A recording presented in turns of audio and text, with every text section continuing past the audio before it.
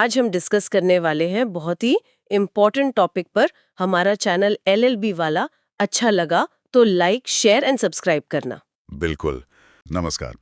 आज हम इतिहास के एक बहुत ही दर्दनाक पन्ने को पलट रहे हैं। 13 अप्रैल 1919, बैसाखी का दिन। हाँ, जो पंजाब और पूरे भारत के लिए खुशी का त्योहार होता है। बिल्कुल। वो उस दिन अमृतसर में स्वर्ण मंदिर के पास जलियांवाला बाग में एक भयानक त्रासदी में बदल गया। बिल्कुल। आज हम उसी जलियांवाला बाग हत्याकांड की गहराई में उतर रहे हैं। एक ऐसी घटना जिसने हमारे इतिहास पर एक बहुत गहरी छाप छोड़ी है। सही बात है। और इसके लिए हमारे पास कई ऐतिहासिक दस्तावेज हैं, उस समय के रिकॉर्ड्स हैं, कुछ अलग अलग विवरण भी हैं। हाँ, जो हमें समझने में मदद करेंगे कि उस दिन क्या हुआ, क्यों हुआ और उसके नतीजे क्या निकले। तो आज कोशिश यही रहेगी कि इस पूरी घटना को परत दर परत समझें। मतलब ये नौबत आई क्यों, उस दिन असल में क्या घटा, और सबसे जरूरी इसका भारत की आजादी की लड़ाई पर असर क्या पड़ा। चलिए शुरू करते हैं। जरूर। देखिए, इस घटना को समझने के लिए हमें थोड़ा पीछे जाना होगा। पहले विश्व युद्ध के बाद का भारत। हाँ, वो दौर जब भारत ने ब्रिटेन का बहुत साथ दिया था युद्ध में। बिल्कुल। हमारे स्रोत बताते हैं करीब 13 लाख भारतीय सैनिक भेजे गए थे। 43,000 से ज्यादा तो शहीद हो गए। तो एक उम्मीद बंधी थी लोगों में, नेताओं में, कि भाई युद्ध खत्म हुआ है, अब अंग्रेज सरकार कुछ नरमी बरतेगी। हाँ, शायद कुछ अधिकार मिलेंगे, स्वशासन की दिशा में कुछ होगा। हाँ, लेकिन हुआ एकदम उल्टा। नरमी की जगह सख्ती आई। मॉन्टेग्यू चेम्सफोर्ड सुधार आए तो सही, पर वो मतलब ऊंट के मुंह में जीरे वाली बात थी। और उससे भी बुरा था वो 1919 का एक्ट, जिसे सब रॉलेट एक्ट कहते हैं। रॉलेट एक्ट, हाँ, इसका जिक्र बार बार आता है। ये था क्या असल में? इसका सरकारी नाम तो था अराजक और क्रांतिकारी अपराध अधिनियम, पर असल में ये एक हथियार था जो भी राष्ट्रवादी आंदोलन उठ रहा था उसको कुचलने के लिए। अच्छा। कैसे? मतलब क्या अधिकार मिल गए थे सरकार को इससे? असीमित अधिकार कह सकते हैं। जैसे प्रेस पर सेंसरशिप लगा दो, किसी भी नेता को या किसी भी व्यक्ति को सिर्फ शक के आधार पर गिरफ्तार कर लो और बिना मुकदमा चलाए अनिश्चित काल के लिए जेल में डाल दो। बिना मुकदमा? हाँ, बिना वारंट के तलाशी लो, गिरफ्तारी करो, और तो और बंद कमरों में मुकदमा चलाओ जिसकी कोई अपील भी नहीं हो सकती थी। बाप रे। ये तो मतलब आम नागरिक अधिकारों का पूरी तरह से गला घोटना हुआ। बिल्कुल। और आप समझ सकते हैं इसके खिलाफ जबरदस्त गुस्सा पनपा होगा पूरे देश में। हाँ, जाहिर है, विरोध तो हुआ ही होगा। जबरदस्त विरोध हुआ। पूरे भारत में हड़तालें हुई, प्रदर्शन हुए। गांधी जी ने भी इसके खिलाफ सत्याग्रह का आह्वान किया। और पंजाब तो, खासतौर पर पंजाब, इस विरोध का एक बड़ा गढ़ बन गया। अच्छा, तो पंजाब में ये आंदोलन ज्यादा तेज था। और अमृतसर में ये मामला कैसे बढ़ा? वो दो नेताओं की गिरफ्तारी का क्या किस्सा है? हाँ, अमृतसर में माहौल तब बहुत ज्यादा बिगड़ गया जब वहां के दो बहुत लोकप्रिय नेता थे, डॉक्टर सत्यापाल और डॉक्टर सैफुद्दीन किचलू जी। उन्हें इसी रॉलेट एक्ट के तहत गिरफ्तार कर लिया गया और गिरफ्तार करके शहर से कहीं दूर भेज दिया, मतलब एक तरह से निर्वासित कर दिया। अच्छा, काला पानी जैसा? हाँ, कह सकते हैं। तो उनकी रिहाई की मांग के लिए 10 अप्रैल 1919 को लोग शांति से जुलूस निकाल रहे थे। बिल्कुल। शांतिपूर्ण। और उस शांतिपूर्ण जुलूस पर गोली चला दी गई ब्रिटिश सैनिकों ने, और बस वहीं से बात बिगड़ गई। स्रोत बताते हैं कि इस गोलीबारी से भीड़ भड़क उठी। फिर जो गुस्सा फूटा उसमें हिंसा हुई। बैंकों पर, सरकारी दफ्तरों पर, टाउन हॉल, रेलवे स्टेशन, इन सब पर हमले हुए, आग लगा दी गई। और इस हिंसा में दस्तावेज बताते हैं कि 5 यूरोपियन नागरिक मारे गए। 5 यूरोपियन? और फिर अंग्रेजों की तरफ से भी कार्रवाई हुई होगी? हाँ बिल्कुल। जवाबी कार्यवाही में ब्रिटिश सैनिकों ने फिर गोलियां चलाईं और इसमें हमारे रिकॉर्ड्स के हिसाब से 8 से लेकर 20 तक भारतीय प्रदर्शनकारी मारे गए। महज 3 दिन के अंदर 10 अप्रैल से 13 अप्रैल तक हालात इतने खराब हो गए अमृतसर में? बहुत ज्यादा। और ये हिंसा फिर सिर्फ अमृतसर तक नहीं रही। अगले 1-2 दिन में ये गुजरांवाला, कसूर, पंजाब के दूसरे शहरों तक फैल गई। वहां भी कुछ यूरोपियन नागरिक मारे गए। और तब अंग्रेजों ने मार्शल लॉ लगा दिया। हाँ, स्थिति को बेकाबू होता देख ब्रिटिश सरकार ने 13 अप्रैल को ही अमृतसर और पंजाब के कई और जिलों में मार्शल लॉ लागू कर दिया। मार्शल लॉ मतलब? सेना का शासन। बिल्कुल। यानी सामान्य कानून व्यवस्था खत्म, शहर का पूरा कंट्रोल सेना के हाथ में। ब्रिगेडियर जनरल रेजिनाल्ड डायर को कमान सौंपी गई। सभा करने पर पाबंदी, 4 लोगों के एक साथ इकट्ठा होने पर भी रोक लगा दी गई। और ठीक इसी माहौल में जब शहर में इतनी सख्ती थी, मार्शल लॉ था, तब आया 13 अप्रैल, बैसाखी का दिन। हाँ, विडंबना देखिए, बैसाखी पंजाब के लिए कितना बड़ा दिन है। एक तो फसल कटने का त्योहार, और ऐतिहासिक महत्व भी है इसका। बिल्कुल। जैसा स्रोत बताते हैं, इसी दिन 1699 में 10वें गुरु गोबिंद सिंह जी ने खालसा पंथ की स्थापना की थी। तो अमृतसर में सदियों पुरानी परंपरा थी इस दिन बड़ा मेला लगने की। दूर दूर से लोग आते थे। तो 13 अप्रैल 1919 को भी लोग आए होंगे मार्शल लॉ के बावजूद। हाँ, यही हुआ। शहर में सख्ती थी। सुबह जनरल डायर ने ढिंडोरा पिटवाकर मुनादी भी करवाई थी कि कोई भी जुलूस या सभा न की जाए। शाम को कर्फ्यू भी लगने वाला था, लेकिन बहुत से लोग जो बाहर से, गांवों से मेला देखने या स्वर्ण मंदिर में माथा टेकने आए थे, उन्हें शायद पता ही नहीं चला होगा इन पाबंदियों का। या तो पता नहीं चला या उन्होंने इसकी गंभीरता को नहीं समझा। नतीजा ये हुआ कि हजारों की संख्या में लोग जलियांवाला बाग में जमा हो गए। इसमें हर तरह के लोग थे, मेला देखने आए परिवार, बच्चे, औरतें, बूढ़े, तीर्थयात्री और स्थानीय नागरिक भी। वो शायद वहां नेताओं के भाषण सुनने जमा हुए थे।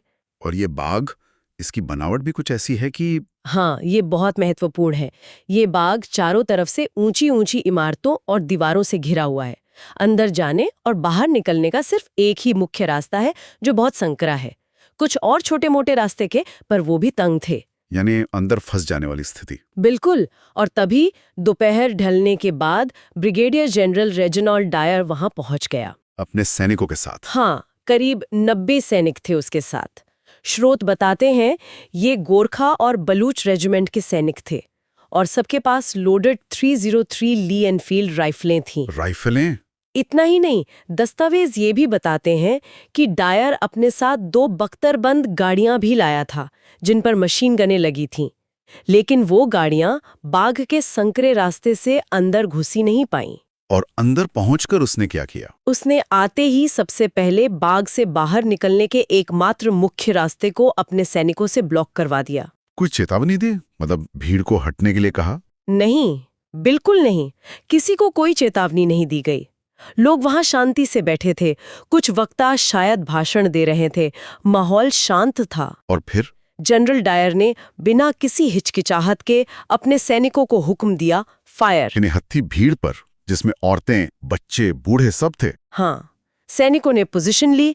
कुछ ने घुटनों के बल बैठकर निशाना साधा और अंधाधुंध गोलियां चलानी शुरू कर दी। हे भगवान! सैनिकों को निशाना उन जगहों पर लगाने को कहा गया जहां भीड़ सबसे घनी थी। वो तब तक गोलियां चलाते रहे जब तक कि उनके पास गोलियां लगभग खत्म नहीं हो गईं। कितनी देर चली ये गोलीबारी और कितनी गोलियां? अंदाजा है कि सिर्फ 10 से 15 मिनट के अंदर 1650 राउंड फायर किए गए। 1650 राउंड एक बंद जगह में निहत्थी भीड़ पर? ये कल्पना से भी परे है। बिल्कुल। भगदड़ मच गई। लोग जान बचाने के लिए चीखते चिल्लाते हुए भागे, लेकिन जाए कहां? निकलने का रास्ता बंद था। दीवारें ऊंची थीं, उन पर चढ़ना नामुमकिन था। हाँ। बहुत से लोग तो भगदड़ में ही कुचल कर मर गए, और कई लोगों ने जान बचाने की आखिरी कोशिश में बाग के अंदर एक कुआं था, उसमें छलांग लगा दी। वो कुआं जिसे आज शहीदी कुआं कहते हैं। हाँ, वही शहीदी कुआं। बाद में जब लाशें निकाली गईं, तो जैसा कि वहां लगी पट्टिका का जिक्र सूत्रों करते हैं, अकेले उस कुएं से 120 लाशें मिली। वो कुआं लाशों से भर गया था। सोचकर ही रूह कांप जाती है। और ये त्रासदी यहीं खत्म नहीं हुई। सोचिए, गोलीबारी रुकी, बाग लाशों और घायलों से पटा पड़ा था, और शहर में शाम होते ही सख्त कर्फ्यू लगा दिया गया। कर्फ्यू यानी कोई भी घर से बाहर नहीं निकल सकता था। जो लोग बाग में घायल पड़े थे, कराह रहे थे, उन तक कोई मदद नहीं पहुंच सकती थी। उनके अपने लोग, उनके परिवार वाले भी उन तक नहीं जा सकते थे। तो वो रात भर वहीं पड़े रहे? हाँ, बहुत से घायल रात भर वहीं तड़पते रहे, बिना पानी के, बिना इलाज के, और सुबह होने से पहले ही उन्होंने दम तोड़ दिया। ये तो क्रूरता की हद है। अच्छा, मरने वालों की संख्या को लेकर भी काफी मतभेद है ना? अंग्रेज कुछ कहते हैं, भारतीय अनुमान कुछ और हैं। हाँ, ये एक बहुत बड़ा विवाद का मुद्दा रहा है हमेशा से। जो सरकारी ब्रिटिश जांच हुई बाद में, हंटर कमीशन, हाँ, हंटर कमीशन, उसकी रिपोर्ट ने कहा कि 379 लोग मारे गए और करीब 1200 घायल हुए। 379। हाँ, और उसमें भी उन्होंने बताया कि 337 पुरुष थे, 41 नाबालिग लड़के थे और एक तो बस 6 हफ्ते का बच्चा था। 6 हफ्ते का बच्चा। लेकिन ये आंकड़ा तो बहुत कम लगता है जिस तरह की गोलीबारी हुई। बिल्कुल, ये आंकड़ा शुरू से ही विवादों में रहा। इसे किसी ने सही नहीं माना। जैसे अमृतसर के जो डिप्टी कमिश्नर थे, उस समय उनके दफ्तर में ही एक लिस्ट थी जिसमें 484 शहीदों के नाम थे। अच्छा, सरकारी दफ्तर में ही ज्यादा आंकड़ा था। हाँ, फिर कांग्रेस ने अपनी एक अलग जांच कमेटी बनाई थी। उसने कहा कि मरने वालों की संख्या 1000 के करीब थी। 1000? और भी अनुमान थे। पंडित मदन मोहन मालवीय जी का कहना था कि कम से कम 1300 लोग मारे गए हैं। स्वामी श्रद्धानंद जी ने ये संख्या 1500 से भी ज्यादा बताई। 1500? और सबसे चौंकाने वाली बात, अमृतसर के जो सिविल सर्जन थे, डॉक्टर स्मिथ, वो खुद एक अंग्रेज थे। उनका अपना अनुमान था कि 1800 से ज्यादा मौतें हुई थी। एक अंग्रेज डॉक्टर का अनुमान 1800 से ज्यादा? और सरकारी रिपोर्ट सिर्फ 379 बता रही थी। हाँ, और घायलों की संख्या भी 2000 से कहीं ज्यादा मानी जाती है। तो जाहिर है सरकारी आंकड़ों और असलियत में जमीन आसमान का फर्क था। अब ये जानबूझकर कम बताए गए या उस भगदड़ और कर्फ्यू के माहौल में सही गिनती हो ही नहीं पाई, ये कहना मुश्किल है, पर अंतर बहुत बड़ा है। अविश्वसनीय। अच्छा, ये सब करने के बाद जनरल डायर ने क्या किया? उसका क्या रवैया था? और ऊपर ब्रिटिश सरकार में क्या प्रतिक्रिया हुई? डायर बाग से अपने मुख्यालय लौटा और उसने अपने सीनियर्स को टेलीग्राम भेजा। जैसा कि स्रोत बताते हैं, उसने उसमें ये दिखाने की कोशिश की कि भाई मुझ पर तो भीड़ ने हमला कर दिया था और मैंने आत्मरक्षा में गोली चलाई। हमला? भीड़ तो निहत्ती थी। बिल्कुल, लेकिन उसने यही रिपोर्ट किया। और पंजाब का जो लेफ्टिनेंट गवर्नर था उस समय, माइकल ओ डायर, ध्यान दीजिएगा ये जनरल डायर से अलग आदमी था, पर उस वक्त पंजाब का बॉस था। हाँ, माइकल ओ डायर। उसने जनरल डायर को फौरन जवाब भेजा, तुम्हारा एक्शन बिल्कुल सही था, मैं इसे मंजूरी देता हूँ। क्या गवर्नर ने मंजूरी दे दी? हाँ, और बाद में जो भारत का वायसरॉय था लॉर्ड चेम्सफोर्ड, उसने भी पंजाब में मार्शल लॉ जारी रखने को मंजूरी दे दी। यानी ऊपर तक सबको पता था और सबकी सहमति थी। शुरू में तो ऐसा ही लगा, लेकिन जब इस नरसंहार की खबरें धीरे धीरे भारत में फैलीं और फिर लंदन और दुनिया भर में पहुंची, तो जबरदस्त निंदा हुई, बहुत दबाव बना। तब जाकर सरकार जागी होगी। हाँ, तब जाकर अक्टूबर 1919 में भारत के सेक्रेटरी ऑफ स्टेट थे एडविन मॉन्टेग्यू, उन्होंने एक जांच कमेटी बनाई लॉर्ड विलियम हंटर की अध्यक्षता में। इसे ही हंटर कमीशन कहते हैं। और डायर ने इस कमीशन के सामने क्या कहा? क्या उसे अपने किए पर कोई पछतावा था? पछतावा? दूर दूर तक नहीं, बल्कि दस्तावेज बताते हैं कि डायर ने कमीशन के सामने बड़ी बेशर्मी से, बड़ी बेबाकी से सब स्वीकार किया। क्या स्वीकार किया? उसने माना कि उसका इरादा बाग में पहुंचने से पहले ही गोली चलाने का बन चुका था। उसने कहा कि वो उस भीड़ पर एक नैतिक प्रभाव डालना चाहता था, उन्हें सबक सिखाना चाहता था। सबक? निहत्थे लोगों को मारकर? हाँ, उसने ये भी माना कि अगर बाग का रास्ता चौड़ा होता तो वो अपनी मशीन गनें जरूर अंदर ले जाता और उनका इस्तेमाल करता। उसने यहाँ तक कहा कि अगर गोली चलते देख भीड़ भागने भी लगती तो भी वो गोलीबारी जारी रखता जब तक वो पूरी तरह तितर बितर नहीं हो जाते। ये तो सीधे सीधे कबूलनामा था कि वो जानबूझकर नरसंहार करना चाहता था। बिल्कुल, अपनी क्रूरता का खुला इकबाल। तो फिर कमीशन की रिपोर्ट आने के बाद क्या हुआ डायर का? कुछ सजा मिली? देखिए, हंटर कमीशन की रिपोर्ट 1920 में आई। रिपोर्ट ने डायर के एक्शन की कड़ी निंदा की, उसे दोषी माना। इसके बाद डायर को उसके पद से हटाया गया। वो ब्रिगेडियर जनरल था, उसे डिमोट करके कर्नल बना दिया गया। कर्नल? उसे सक्रिय सेवा से हटाकर इनएक्टिव लिस्ट में डाल दिया गया। ये भी तय हुआ कि उसे भारत में दोबारा कभी कोई पोस्टिंग नहीं मिलेगी। और फिर स्वास्थ्य का बहाना देकर उसे ब्रिटेन वापस भेज दिया गया। बस डिमोशन और ब्रिटेन वापसी? कोई मुकदमा, कोई जेल? नहीं, कोई कानूनी सजा नहीं मिली। बल्कि ब्रिटेन में तो एक अजीब ही माहौल था। हाउस ऑफ कॉमन्स यानी निचला सदन, उसने तो डायर के खिलाफ निंदा प्रस्ताव पास किया। हाँ। लेकिन जो हाउस ऑफ लॉर्ड्स था, ऊंचा सदन, उसने उल्टा डायर की तारीफ में प्रस्ताव पास कर दिया। उसे हीरो बना दिया गया। हीरो? हाँ। साम्राज्य का रक्षक। कई कंजर्वेटिव अखबारों ने, लोगों ने उसे हीरो की तरह पेश किया। उसके लिए चंदा जमा किया गया, अच्छी खासी रकम जमा हुई। ये तो कमाल है। मतलब जिसने इतना बड़ा नरसंहार किया उसे लोग हीरो मान रहे थे। हाँ, ऐसा भी हुआ। हालांकि बाद में ब्रिटिश सरकार पर दबाव बना रहा और सरकार ने भी डायर की निंदा की। आखिरकार डायर को 1920 में सेना से इस्तीफा देना पड़ा और फिर 1927 में ब्रेन हेमरेज से उसकी मौत हो गई, पर कानूनी तौर पर उसे कोई सजा नहीं मिली। तो मतलब इतने बड़े अपराध के लिए कोई सजा नहीं? इसका भारत पर क्या असर हुआ होगा? जाहिर है लोगों का गुस्सा तो भड़का ही होगा। भड़का नहीं, कहिए कि ज्वालामुखी बन गया। इस घटना ने जैसे पूरे देश को अंदर तक झकझोर दिया। अंग्रेजी राज का जो एक थोड़ा बहुत नकाब बचा था न्यायप्रिय होने का, वो पूरी तरह तार-तार हो गया। सबसे बड़ी प्रतिक्रिया तो गुरुदेव रविंद्रनाथ टैगोर की तरफ से आई। उन्होंने इसके विरोध में अपनी नाइटहुड की उपाधि, जो अंग्रेजों का दिया सबसे बड़ा सम्मान था, वो लौटा दी। हाँ, ये बहुत बड़ा कदम था उस समय। बिल्कुल, लोगों का अंग्रेजी हुकूमत पर से भरोसा पूरी तरह उठ गया, एक मोह भंग हो गया। और जो आजादी की लड़ाई चल रही थी उस पे क्या असर पड़ा? उसने इस लड़ाई में जैसे आग लगा दी। स्रोत बताते हैं कि लोग जलियांवाला बाग की मिट्टी को अपने माथे से लगाने लगे और कसम खाने लगे कि देश को आजाद कराना है। पंजाब, जो शायद पहले थोड़ा कटा हुआ महसूस करता था राष्ट्रीय आंदोलन से, वो अब पूरी ताकत से, पूरे जोश से इसमें कूद पड़ा। और शायद सबसे बड़ा असर ये हुआ कि इस घटना ने महात्मा गांधी को बदल दिया। कहते हैं वो अंदर तक हिल गए थे।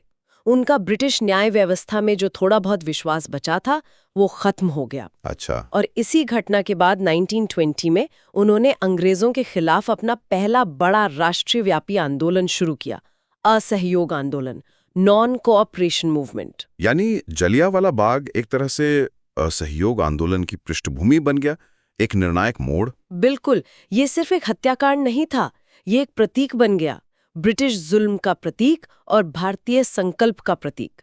इसने स्वतंत्रता संग्राम को एक नई दिशा दी, एक नई ऊर्जा दी। और सालों बाद अंग्रेजों ने भी माना कि ये गलत था, जैसे महारानी एलिजाबेथ आई, डेविड कैमरन आए। हाँ बिल्कुल, वक्त लगा, लेकिन बाद में ब्रिटिश अधिकारियों ने भी इसकी भयावहता को स्वीकार किया। 1997 में महारानी एलिजाबेथ द्वितीय ने स्मारक का दौरा किया। फिर 2013 में जो तत्कालीन ब्रिटिश प्रधानमंत्री थे डेविड कैमरन, वो भी आए और उन्होंने विजिटर्स बुक में लिखा कि ये ब्रिटिश इतिहास की एक शर्मनाक घटना थी। हालांकि औपचारिक माफी शायद उन्होंने भी नहीं मांगी थी। नहीं, औपचारिक माफी नहीं मांगी, शर्मनाक घटना कहा। अच्छा, एक और चीज का जिक्र आता है स्रोतों में, ये जो 2019 में Jallianwala Bagh national memorial trust के एक्ट में कुछ बदलाव किए गए थे, उसका क्या मामला था? हाँ देखिए, इस घटना की विरासत आज भी हमारे साथ है और उससे जुड़े जो संस्थान हैं वो भी समय के साथ बदलते हैं। तो 1951 में एक एक्ट बना था, Jallianwala Bagh national memorial act जी। उसके तहत एक ट्रस्ट बनाया गया था स्मारक की देखरेख के लिए। उसमें कुछ सदस्य पदेन होते थे, जैसे प्रधानमंत्री, कांग्रेस पार्टी के अध्यक्ष, पंजाब के गवर्नर, मुख्यमंत्री वगैरह, और कुछ सदस्य केंद्र सरकार मनोनीत करती थी। 2019 में इस एक्ट में एक संशोधन लाया गया। मुख्य बदलाव ये था कि इसमें से जो कांग्रेस अध्यक्ष का स्थायी सदस्य का पद था उसे हटा दिया गया। अच्छा, कांग्रेस अध्यक्ष को हटा दिया गया। हाँ, और उनकी जगह ये प्रावधान किया गया कि लोकसभा में जो विपक्ष के नेता होंगे वो सदस्य होंगे, या अगर कोई मान्यता प्राप्त विपक्ष का नेता नहीं है तो जो सबसे बड़ी विपक्षी पार्टी होगी उसके नेता सदस्य होंगे। और कोई बदलाव? एक और मुख्य बदलाव ये था कि केंद्र सरकार को ये अधिकार दिया गया कि वो किसी भी मनोनीत सदस्य को उसका कार्यकाल पूरा होने से पहले भी हटा सकती है। इसका उद्देश्य क्या बताया गया था? देखिए, स्रोत बताते हैं कि सरकार का तर्क ये था कि इससे स्मारक को राजनीति से मुक्त किया जा सकेगा, निर्वाचित प्रतिनिधियों को ज्यादा जगह मिलेगी और ट्रस्ट के काम में ज्यादा लचीलापन आएगा। ये भी कहा गया कि शायद इससे भविष्य में शहीदों के परिवारों को भी ट्रस्ट में शामिल करने का रास्ता खुलेगा। ठीक है, तो ये जानकारी हम स्रोतों के आधार पर बता रहे हैं। हाँ बिल्कुल, हमारा काम तथ्यों को सामने रखना है, किसी का पक्ष लेना या विरोध करना नहीं। सही बात है। और हाँ, एक नाम का जिक्र करना यहाँ बहुत जरूरी है, सरदार उधम सिंह। हाँ बिल्कुल, उनका नाम तो इस घटना के साथ हमेशा जुड़ा रहेगा। बिल्कुल, हमारे स्रोत बताते भी हैं कि उत्तराखंड का एक जिला है उधम सिंह नगर, वो उन्हीं के नाम पर है। उधम सिंह वो क्रांतिकारी थे जिन्होंने बचपन में शायद ये नरसंहार देखा था या इसके बारे में सुना था और उन्होंने कसम खाई थी कि वो इसका बदला लेंगे। और उन्होंने लिया भी। हाँ, सालों बाद 1940 में वो लंदन पहुंचे और उन्होंने भरी सभा में माइकल ओडायर को गोली मारकर हत्या कर दी। वही माइकल ओडायर जो उस वक्त पंजाब का लेफ्टिनेंट गवर्नर था और जिसने जनरल डायर का समर्थन किया था। हाँ, वही। तो उधम सिंह ने एक तरह से जलियांवाला बाग का बदला लिया। तो हमने आज देखा कि कैसे एक काला कानून, रॉलेट एक्ट, उसके विरोध में शुरू हुई बातें, नेताओं की गिरफ्तारी, फिर एक शांतिपूर्ण प्रदर्शन पर गोलीबारी और अंत में बैसाखी के दिन जलियांवाला बाग में जनरल डायर की वो बर्बरता, कैसे ये सब मिलकर एक भीषण नरसंहार में बदल गया। हाँ, सैकड़ों निर्दोष जाने गईं, हजारों लोग घायल हुए। एक ऐसी घटना जिसने सिर्फ भारत को नहीं, पूरी दुनिया की अंतरात्मा को झकझोर कर रख दिया। निश्चित रूप से ये सिर्फ एक घटना नहीं थी, ये भारतीय इतिहास का, स्वतंत्रता संग्राम का एक टर्निंग पॉइंट था। बिल्कुल, इसने गुलामी की जंजीरों को तोड़ने के इरादे को और मजबूत कर दिया। इसने अंग्रेजी हुकूमत का जो दमनकारी चेहरा था उसे पूरी दुनिया के सामने बेनकाब कर दिया, और इसने गांधी जी के नेतृत्व में जो आंदोलन चल रहा था उसे एक नई दिशा दी, एक नया जन आधार दिया। इसका असर सिर्फ उसी वक्त नहीं रहा, बल्कि आगे की पीढ़ियों को भी इसने प्रेरित किया। हाँ, इसका प्रभाव बहुत गहरा और दूर तक जाने वाला था। ये सब जानने और समझने के बाद एक सवाल मन में आता है, जलियांवाला बाग जैसी जो दर्दनाक, जटिल और ऐतिहासिक रूप से इतनी महत्वपूर्ण घटनाएं होती हैं, उनको हम आज कैसे याद रखते हैं? और ये यादें, ये स्मृतियां किसी देश को, किसी समाज को अपने अतीत से सीखने और अपने भविष्य का रास्ता तय करने में कैसे मदद करती हैं? ये वाकई एक सोचने वाला सवाल है। शायद इस पे और बात होनी चाहिए।